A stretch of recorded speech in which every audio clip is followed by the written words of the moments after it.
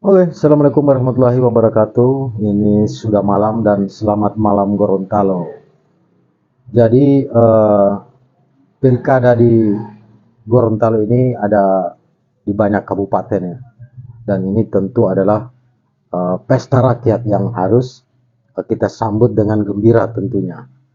Ini adalah pesta demokrasi rakyat Gorontalo di seluruh kabupaten kota, di seluruh provinsi Gorontalo. Nah, kali ini saya coba mengulas tentang uh, analisis atau diskusi-diskusi pinggir jalan tentang pilkada di Kabupaten Gorontalo Utara. Jadi memang Gorontalo Utara ini uh, cukup menjadi sorotan masyarakat Gorontalo tentunya, karena memang uh, Kabupaten Gorontalo Utara ini merupakan kabupaten yang strategis karena berada di bagian utara yang terdapat Laut Sulawesi dan tentu saja Pelabuhan Anggrek yang itu diproyeksikan menjadi salah satu pelabuhan penyangga untuk ibu kota Nusantara di Kalimantan Timur. Lagi pula sumber daya alam di Kabupaten Gorontalo itu cukup uh, besar ya, dari potensi kelautannya, potensi pariwisatanya, potensi pertambangannya, potensi pertanian atau perkebunannya, dan tentu saja potensi jasa dan lain-lainnya.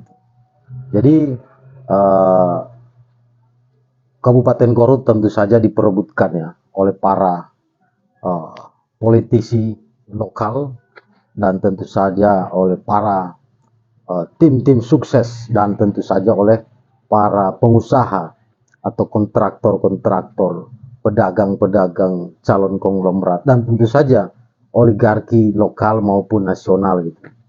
Nah, saya akan coba membahas tentang gosip-gosip pinggir jalan tentang politik atau konstelasi politik di Kabupaten Gorontalo Utara gitu ya.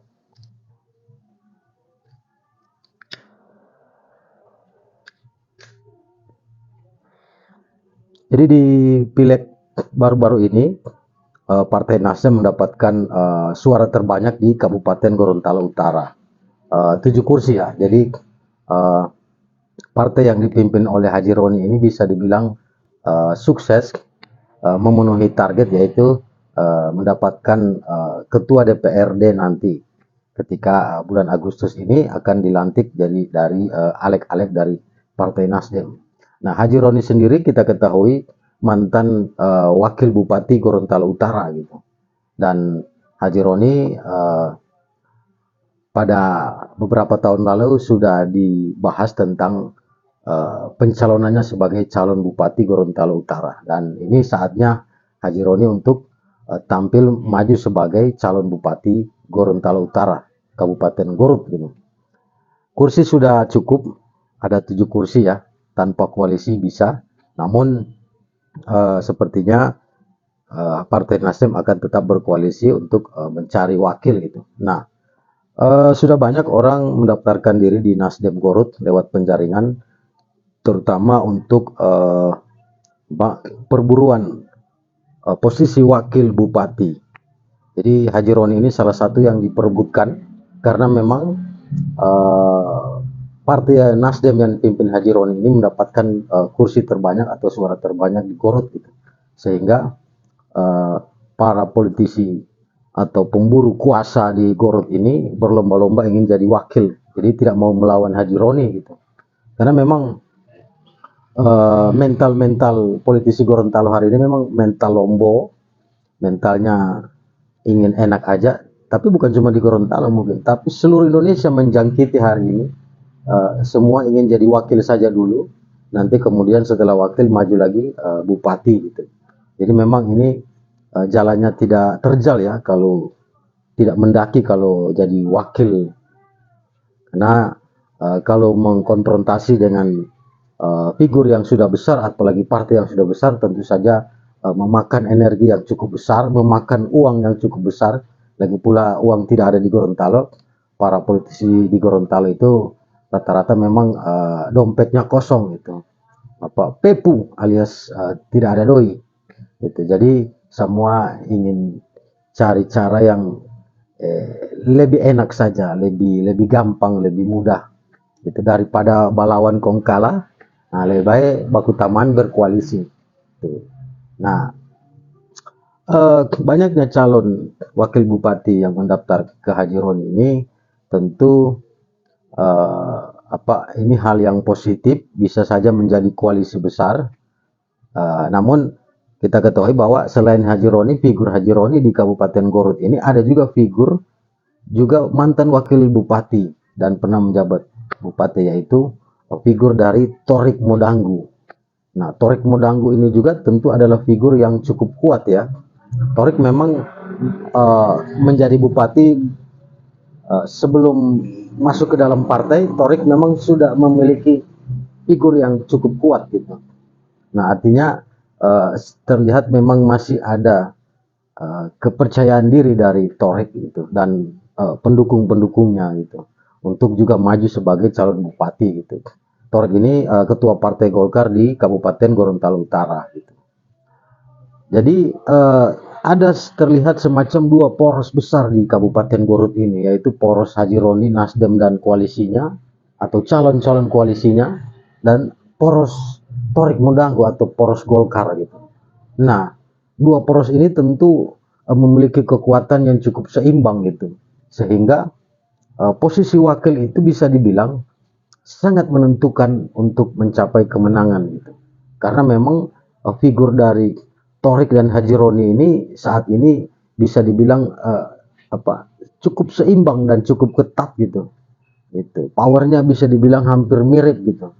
Jadi saling kejar-kejaran gitu. Nah, artinya ketika figur papan satu ini atau calon bupati ini seimbang, maka dibutuhkanlah posisi wakil yang itu diharapkan bisa mendulang elektoral dan juga tentu memiliki logistik yang besar untuk memenangkan pertarungan.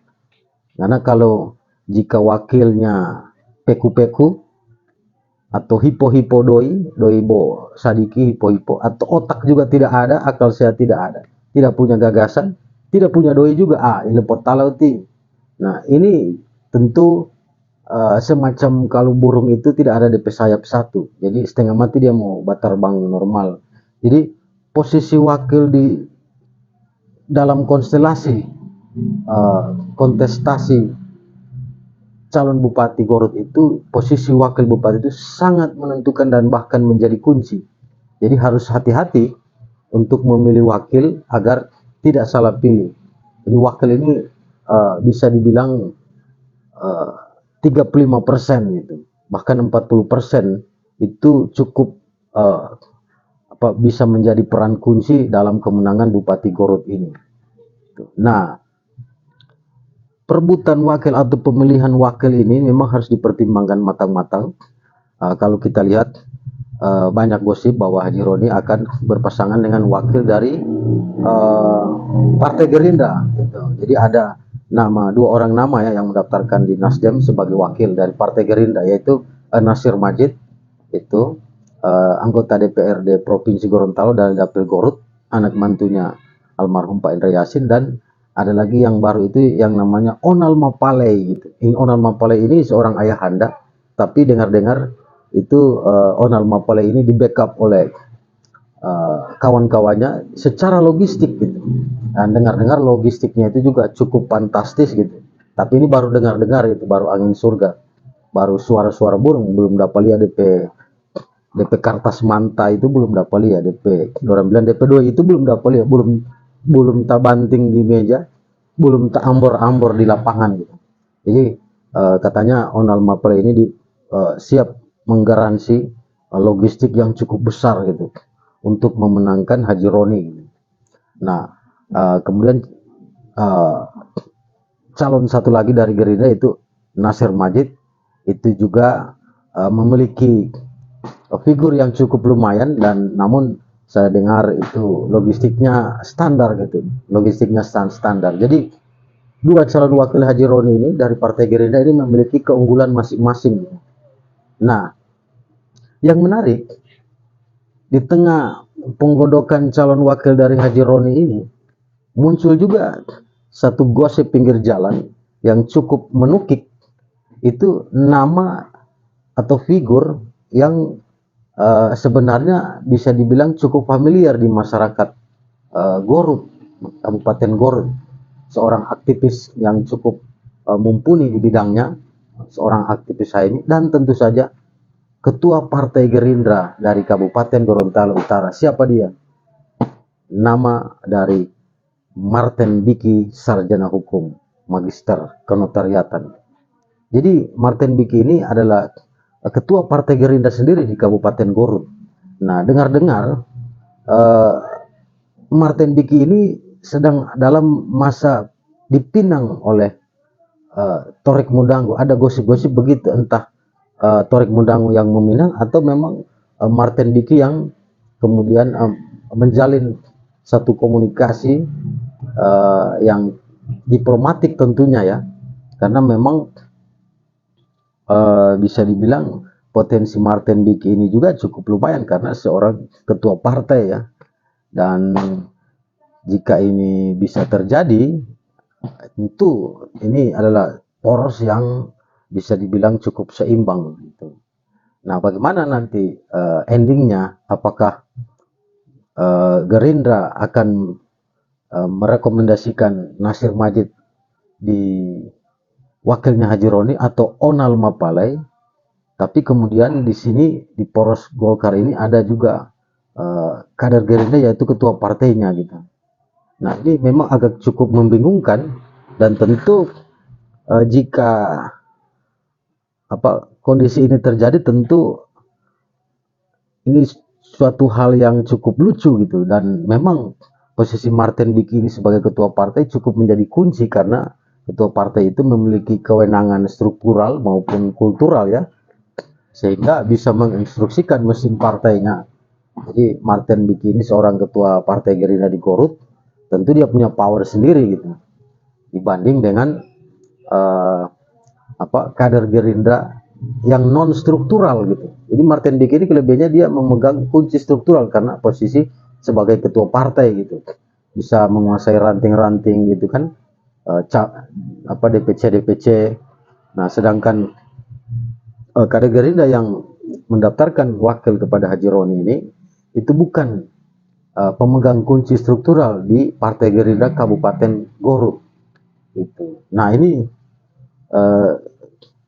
cukup dinamis dan tarik menarik sebenarnya ini. Jadi ini memang cukup agak membingungkan, tapi memang cukup agak mencengangkan juga karena memang banyak orang mengira bahwa Gerindra sudah seutuhnya akan bersama Haji Roni, tapi ternyata itu belum sepenuhnya, belum final ternyata. Jadi masih ada penjejakan juga partai lain, tentunya partainya Pak Torik Mudangu ini dengan Partai Gerindra sendiri yang rencananya ingin atau bisa saja meminang Martin Biki sebagai wakil dari calon wakil bupati dari Torik Mudangu ini. Jadi ini cukup sangat dinamis dan masih berproses ya. Kita lihat nanti endingnya seperti apa. Yang jelas memang kalau kita lihat bahwa ada gosip pinggir jalan politik di Kabupaten Garut, nama Martin Biki hari ini sedang diperbincangkan karena memang posisinya sebagai ketua partai yang memiliki kewenangan di daerahnya.